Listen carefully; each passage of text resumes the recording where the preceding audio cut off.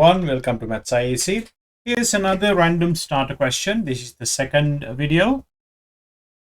Please pause the video and give this a try. You can use a calculator for this question. It's a compound interest question. When you're ready for the answer, press play. Aisha invests £2,000 in a savings account. The account pays 3% compound interest per year. How much money will she have after 5 years? So we know the time is 5 years. So the rate of compound interest is 3%. Now we need to find the multiplier. So to find the multiplier, what we always do is we get 100%, add 3%. So you get 103%. As a fraction, that's 103 over 100.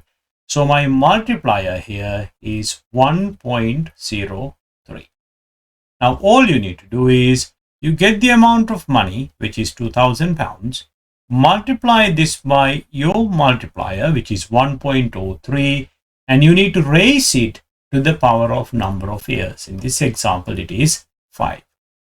2318.548 ... So to the nearest penny, that's 2 decimal places, obviously here. So with the pound sign, final answer is £2,318 and 55 pence at the end of 5 years.